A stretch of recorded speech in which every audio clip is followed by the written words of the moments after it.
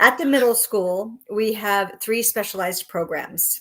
The first one is the Essential Skills Program, and that program is for students who have significant challenges that require intensive programming.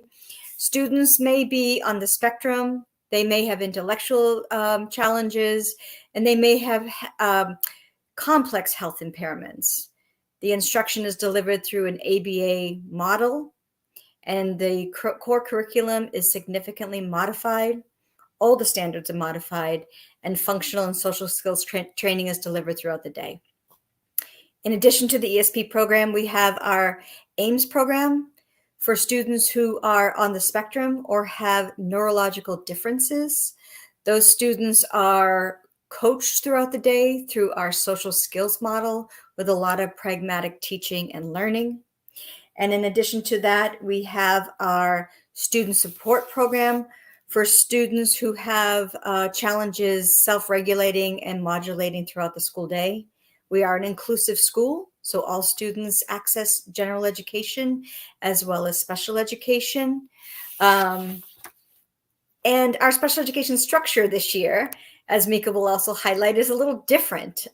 This year we have 2 7th grade special education teacher liaisons, Patrick Hunter, who focuses on humanities as well as special education, and Kimberly Alderman Shapiro, who focuses on science, technology, engineering, and math and special education in 7th grade. And in our 8th grade, we have Michael Russo, who focuses on the STEM. And we have Daniel Hales, who focuses on the humanities. In addition to that, we are fortunate to have Mika, who teaches our pull-out direct service instruction in English. We have Daniela Farrow, who teaches our special education math program. And then we have Kagas Coblin, who teaches reading tutorial for students who have reading impairments and who need support and intensive instruction on decoding and encoding. Mika? Thank you, Doreen. Welcome, everyone. Welcome to the ARMS Open House. My name is Mika McGee, and I'm the SE Curriculum, Special Education Curriculum Leader. So Doreen mentioned some of the programs that are available at ARMS and some of our small group classes, in addition to the small group classes, which I teach 7th and 8th grade ELA. Our students are also in inclusion classes, and those inclusion classes, they have the support of a paraprofessional or a SE teacher in what we call our co-taught classes, with our goal to place students in the least restrictive environment to meet their needs. So a little bit about our process. Students we are referred to SE, and once we receive a referral, there's a comprehensive evaluation that's completed, and the students are determined to be eligible for special education. We go through a process of developing an individual education plan through a meeting we have that's called by what we call the Individual Education Plan Team, or IEP team. We convene a meeting and determine what that plan will look like, and determine their eligibility.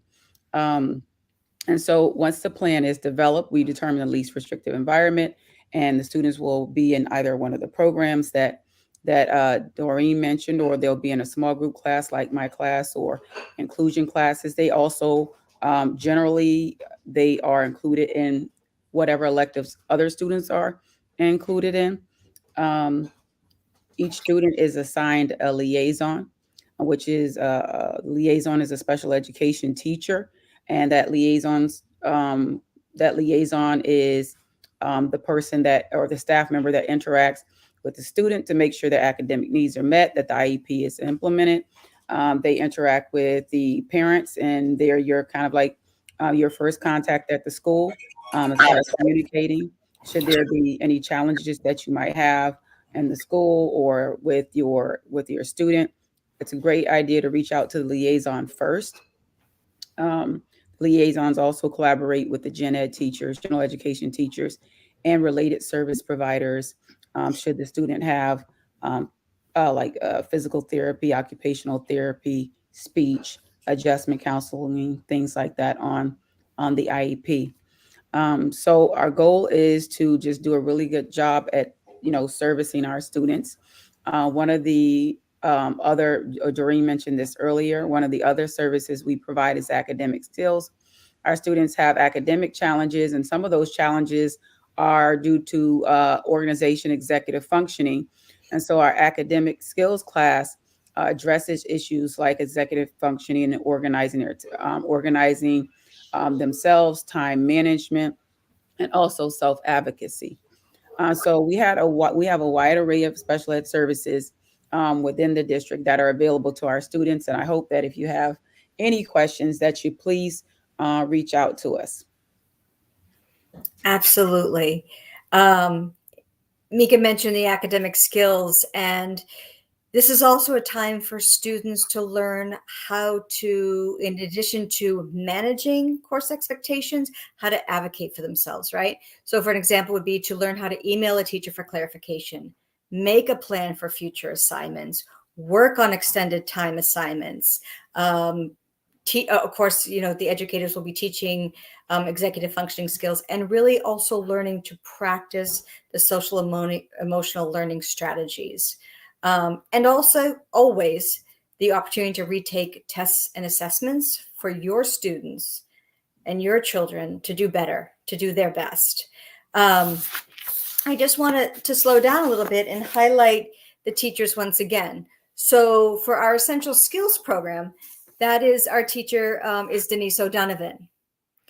For our Ames special education program, that head teacher is Corey Haynes. For our student support program, our special education teacher is Kim Rosati.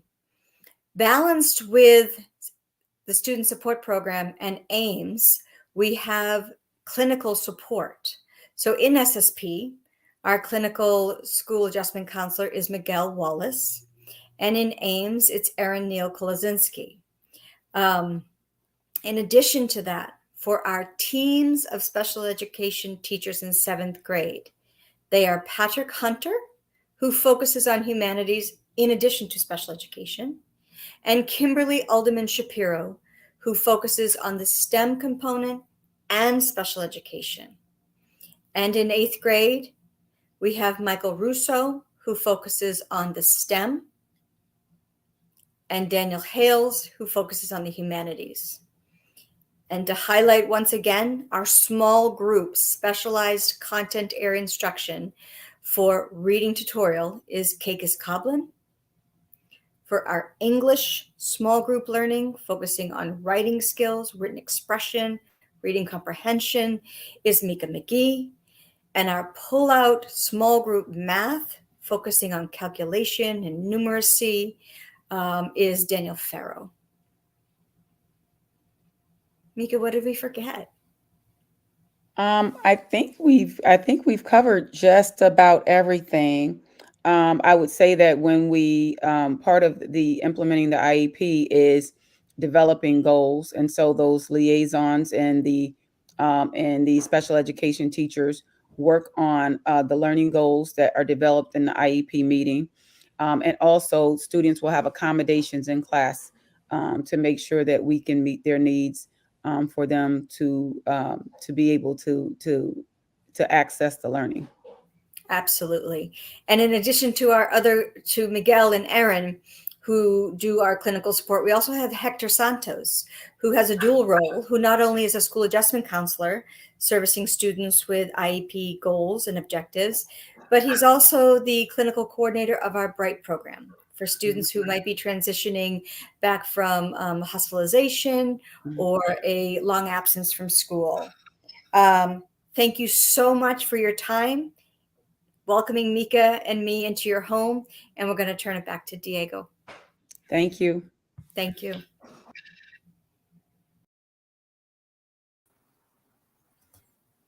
Hi, everyone. Welcome back. First of all, I want to start, unfortunately, with an apology because I realized that at the beginning of the broadcast, I forgot to go live. So there's a big learning curve for us, and we're all learning here in the middle school. And of course, one of the things that I'm learning and didn't expect to be learning was to be broadcasting on our ARPS YouTube channel. So So thanks for your patience. But I think we're finally in, and I see that as we start the all-school meeting, or as we're beginning to start the all-school meeting, which was scheduled to start at 6:45, I'm seeing the numbers click up, and we're getting close to 100 participants viewing. So I'm just going to wait for another minute or two, and while I thank Mika McGee and Assistant Principal Doreen Reed for their presentation about special education. And again, I will be reintroducing Ms. Reed in just a little bit.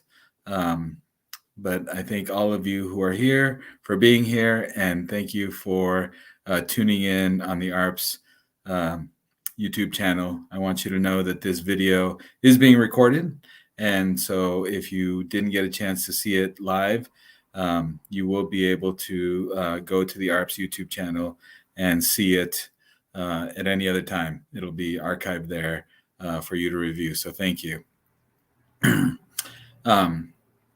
All right.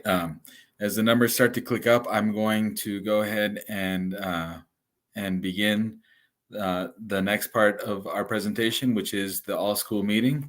The all-school meeting will be going from 6:45, which just passed us, to 7:15. I want to remind everyone that at 7:15, you should feel free to go to the individual Google Meets that each of the teams is hosting. The two 7th grade teams, Team C and D, will be hosting their Google Meets, as will the two 8th grade teams, Team A and B. So that's going to be something that I'm looking forward to all of you participating in. And in addition to the Google Meets, which will be live and synchronous, there are also links to this website that has been created for each of the teams, and those will have links to videos and presentations about prepared by each of the teachers, and those will be also for you to explore asynchronously, so on your own time and however you wish to. So again, thank you all for joining us. I understand that some people had some challenges finding the link. I'm hoping that everyone is able to do that, and we'll be starting again soon. Again, that link was sent via email on a couple occasions, and from Edgardo at the front desk, at the front office, and hopefully all of you are finding that. So as the numbers continue to tick up, I'm going to go ahead and begin, and I want to welcome you to the all-school meeting. And I want to just start by reminding you that here at ARMS, we have we have a lot of work to do, and obviously there are many things that we try to do and work together to try and do. And so I want to begin by just sharing what our school mission is, because at ARMS we challenge and inspire students to be engaged and curious learners, to be collaborative and creative problem solvers, to value diverse perspectives, and also to care for themselves and each other.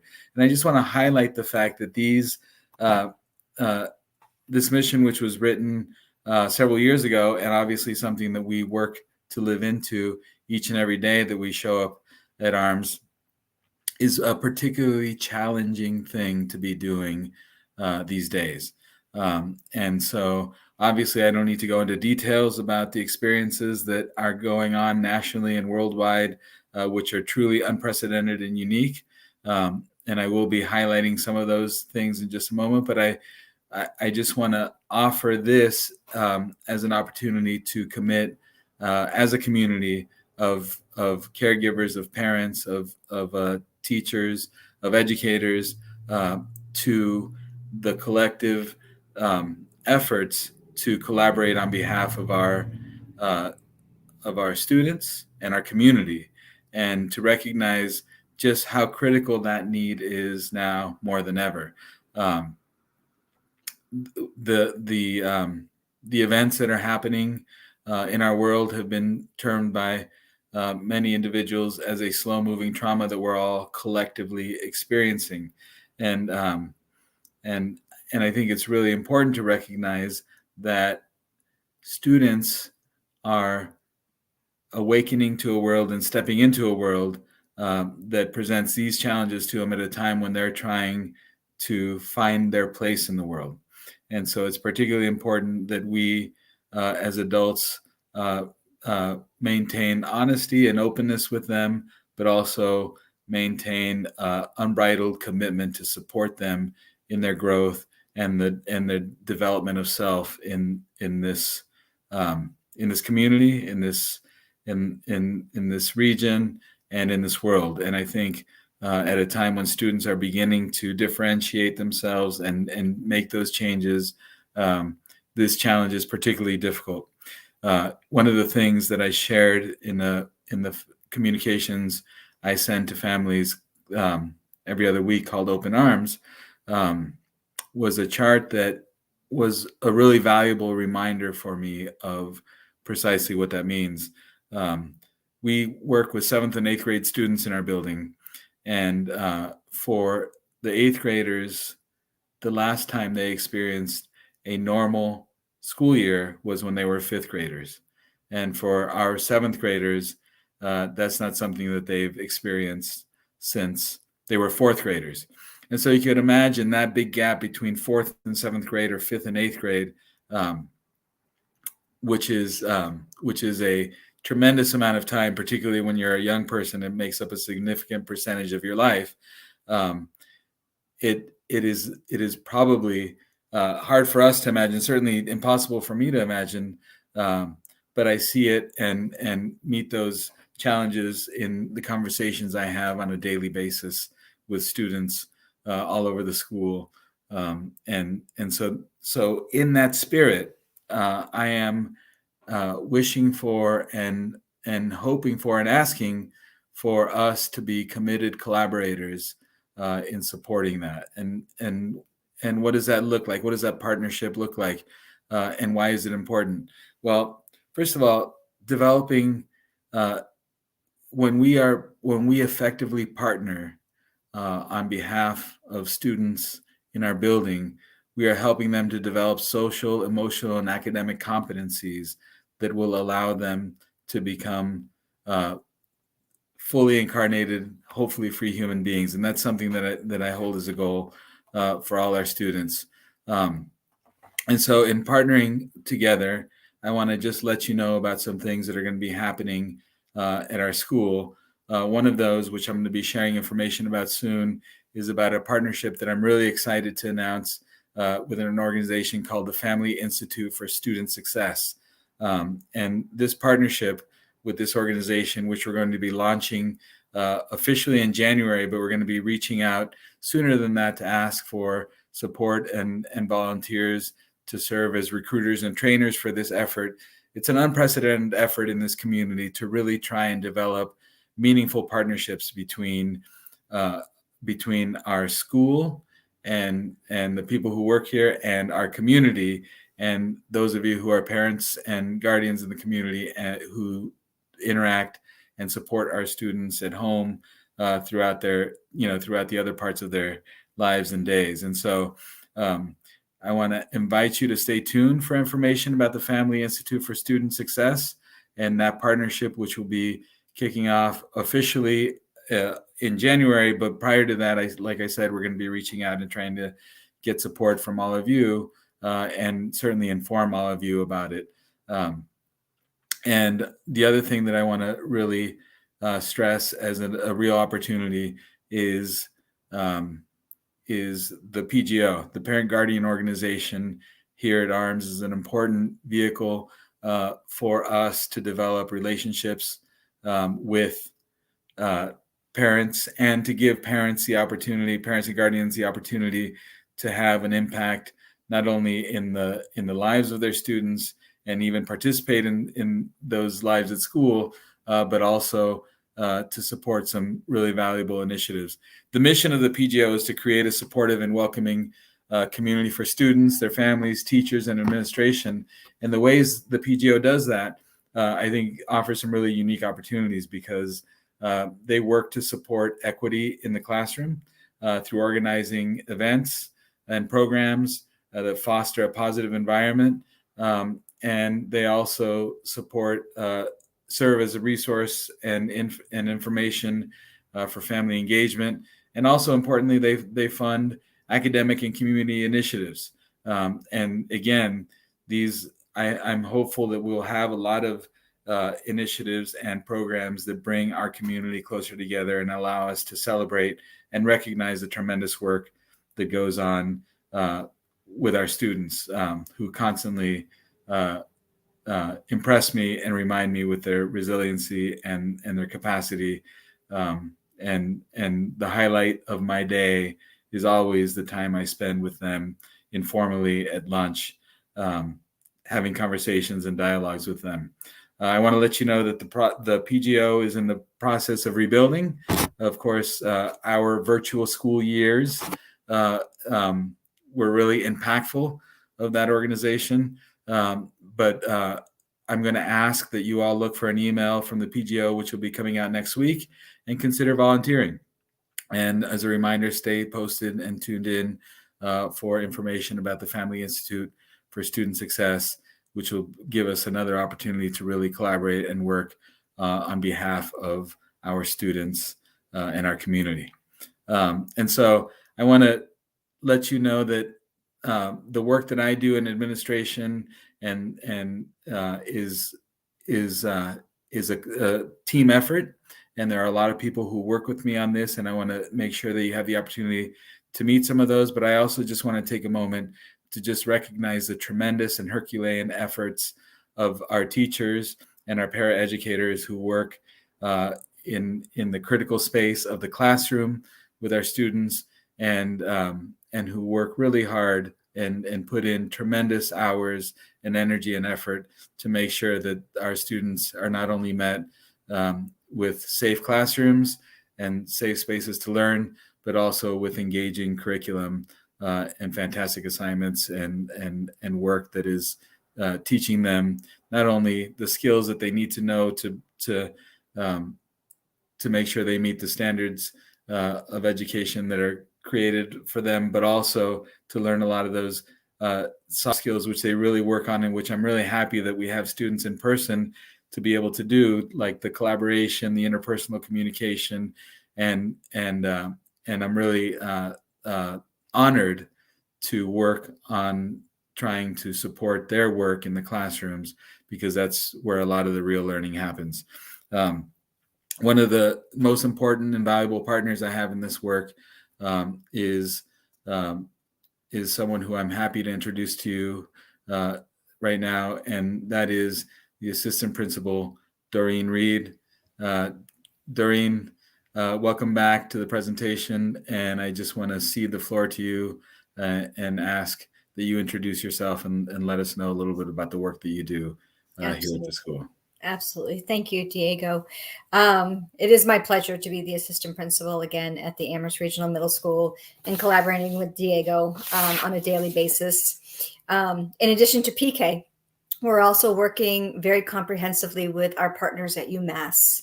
We have embarked on a system to support their special education department.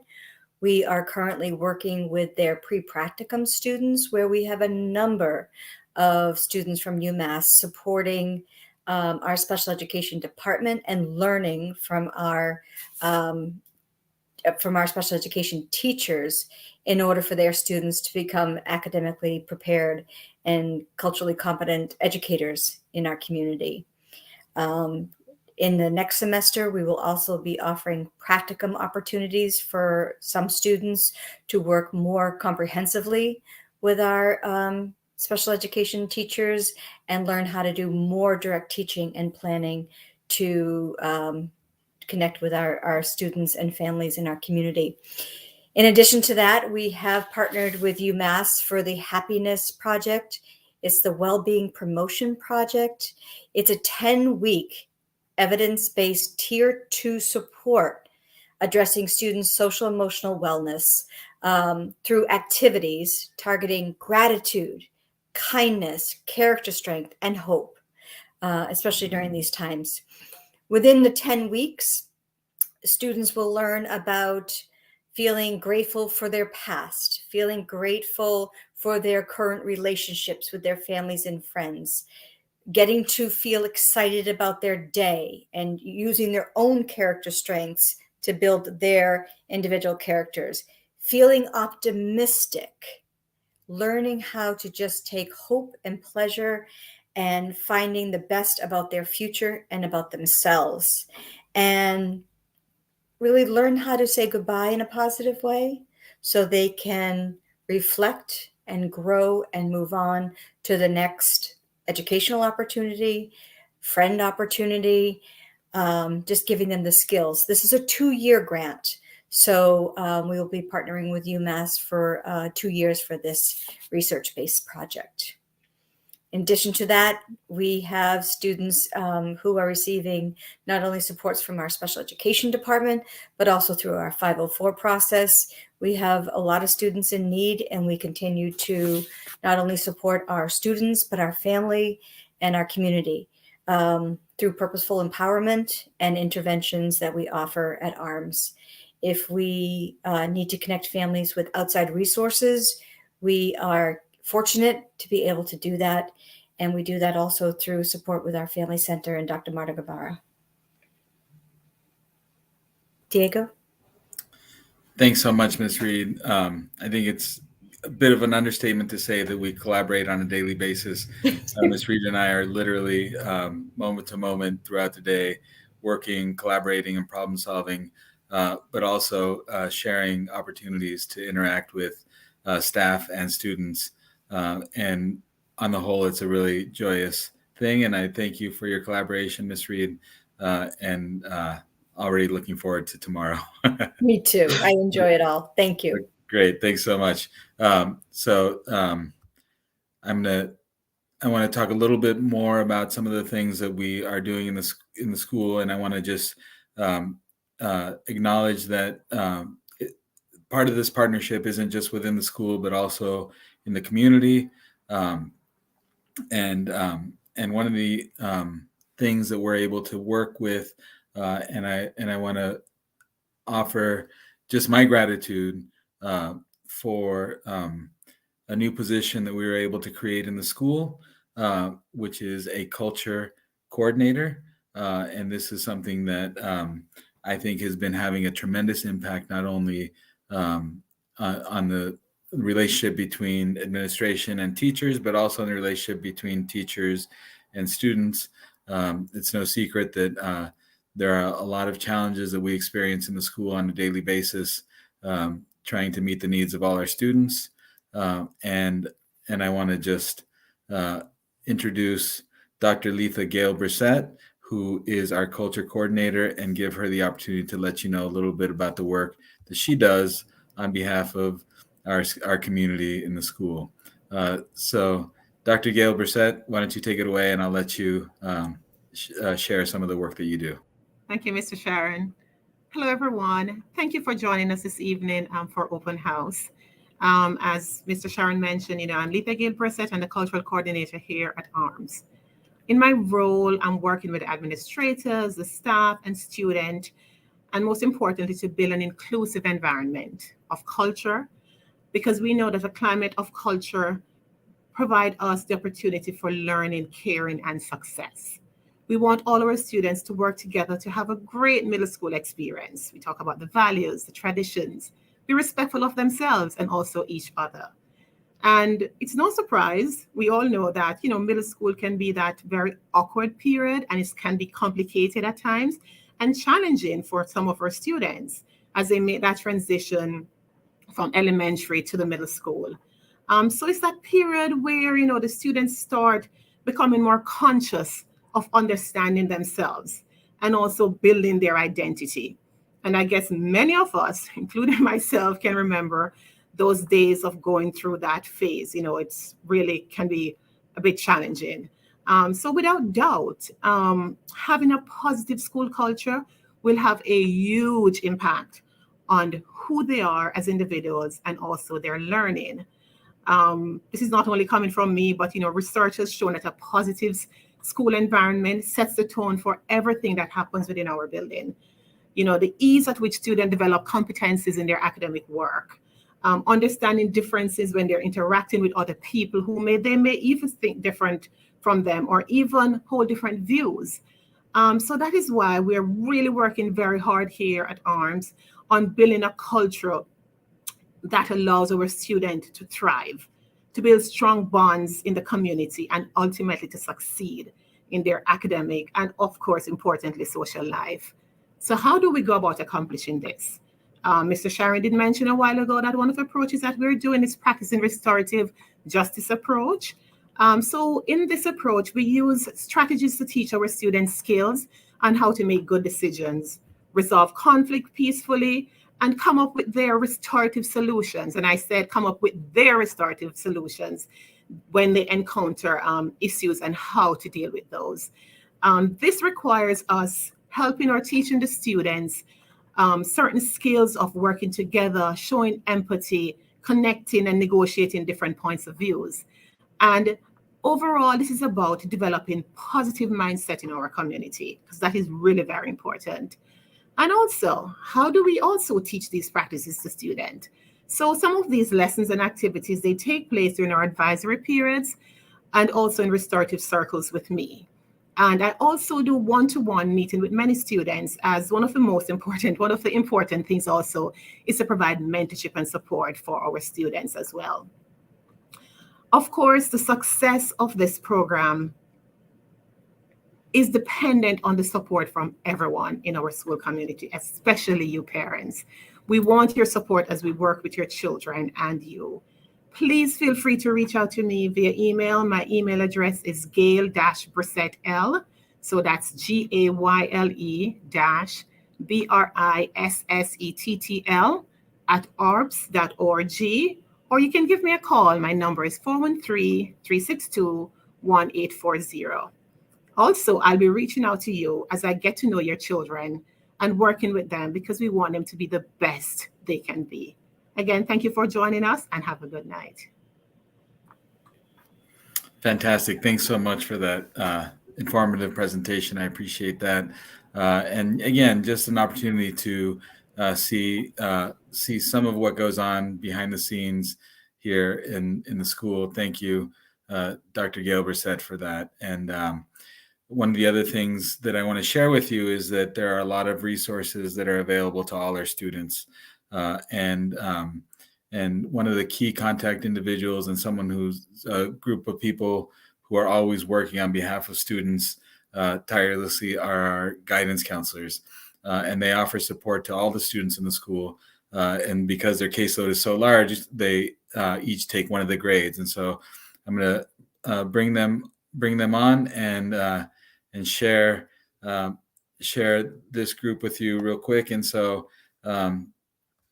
let's see. So we have Miss Delinda Dykes and Mr. Luis Gomba. Both of them are guidance counselors. Delinda Dykes works with the 7th graders, and she works with every single 7th grade. She's new with us this year, and she brings a tremendous amount of experience and also a great deal of enthusiasm and energy. And it's something that we all appreciate. So thank you, Ms. Dykes. And I also want to share that Ms. Dykes is someone who, if you have a 7th grade student and you have some thoughts or questions or concerns about them and you want some information, she's a good place to reach out. And the same is true for if you have an 8th grade student and want to hear from them, or want to have some questions or thoughts about what's going on with them, please feel free to reach out to Mr. Gomba. He's an 8th grade guidance counselor, and I'm going to give them the opportunity to tell you a little bit about what they do on a day-to-day, week-to-week basis on behalf of your students, and to preview some of the things that may be going on later this year. So I'm going to get out of the way and let them share some of their work with you. So let's start with Ms. Dykes in the 7th grade. If you want to go ahead and share some of the information you'd like to share and introduce yourself to the community, that'd be fantastic. Hello, everyone. Hey, I am Delinda Bayman Dykes, and I am the proud guidance counselor for the 7th grade students. I'm very excited about being here. First of all, I want to say hello to all of my teachers, the administrators, the parents, because we're all frontline workers, people. We're getting our children ready for the future. So I want to thank you guys. I want to take this time right now just to say thank you for all you are doing. Okay, so a little bit about what we do here as guidance counselor. Well, guidance counselors help students to identify issues that are affecting their school performance. Attendance is a big problem. So with some of the students, so we kind of help them identify if you're not in school, we can't teach you, right? So and just be able to do it in a nurturing way, of course. So we also teach students how to build and maintain relationships. We help them address their social and behavioral, some may have behavioral issues. We kind of help them with that. We also help students to develop the tools that they need for academic success as well. I counsel students on individual group counseling and also group counseling. I work closely with my teachers, my administrators, and also the parents to help improve students' performance. You may get a call from me on a Saturday. You may get a call from me later on in the evening, because that means that I really want to connect with you regarding our baby.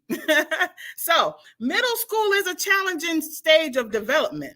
Kids are going through a lot of changes and turning to their peers for affirmation instead of their parents. And they're often unequipped to deal with the increasingly grown-up problems, right? So counselors provide a critical support to them during this transition from childhood to adolescence. So yeah, we work real hard with our babies to make sure that they know, how, and able to kind of transition from this stage. My goal is to ensure that students see our school as a safe space, a caring and a caring learning environment, and it will set the students up for academic and personal success.